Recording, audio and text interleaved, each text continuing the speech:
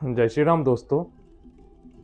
मित्रों, हमारे समाज में बहुत से ऐसे परिवार होते हैं जहाँ पर पिता और पुत्री की आपस में कभी नहीं बनती है, और इसका मुख्य कारण बताया जाता है कि कुंडली में अगर शनिदेव और सूर्यदेव एक साथ विराजित होते हैं तो विद्रोह योग बनता है, जिसके कारण कभी पिता और पुत्र की आपस में कभी नहीं बनती है।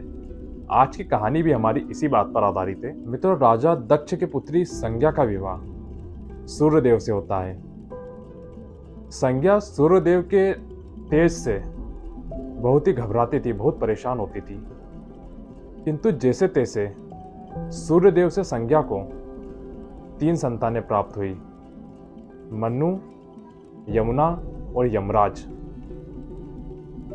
3 संतान प्राप्त होने के पश्चात भी संज्ञा सूर्य देवता का तेज ग्रहण नहीं कर पाती थी, अतः सूर्य देवता के तेज से बहुत अत्यधिक घबराती थी। तभी संज्ञा ने अपने तपोबल से अपनी छाया को उद्ग्रहित किया और अपने शरीर से अपनी हमशक्ल छाया स्वर्णा को उद्ग्रहित किया और स्वर्णा को 3 संतानों की जिम्मेदारी सौंप करके अपने पिता के घर चले गई। स्वर्णा ने ही 3 संतानों को पालन पोषण किया।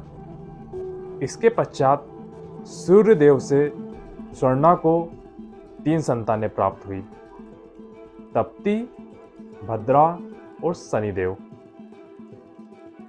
2 संतानें प्राप्त होने के पश्चात स्वर्णा तीसरी संतान पुत्र के रूप में प्राप्त करने के लिए शिव की आराधना करती थी। वह शिव की आराधना में इतनी लीन हो गई कि उसे खाने पीने का, मौसम का, भूख प्यास का किसी प्रकार की उसको सुध नहीं रहती थी। इतनी कठोर तपस्या के कारण स्वर्णा ने अपने अंदर शक्ति को जागृत कर लिया और उस शक्ति का प्रभाव स्वर्णा के गर्भ में पल रहे बच्चे पर भी पड़ा। जब शनिदेव पैदा हुए तो वह काले रंग के पैदा हुए।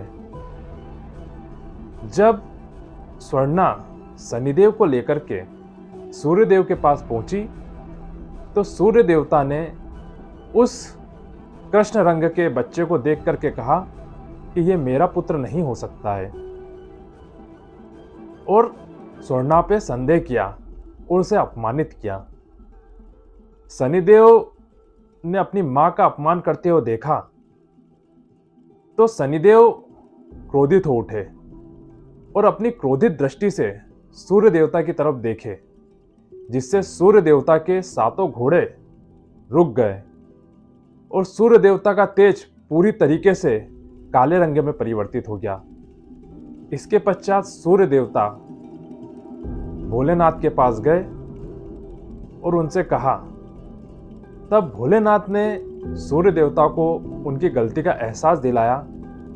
तब सूर्य देवता ने भोलेनाथ और उनकी पत्नी स्वर्णा से माफी मांगी।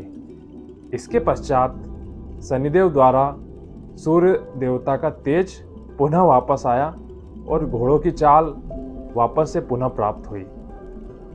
तब से लेकर अभी तक सूर्य देवता और शनि देवता की आपस में कभी नहीं बनी, और यही कारण है कि हमारे घरों में भी पिता और पुत्र की कभी नहीं बनती है।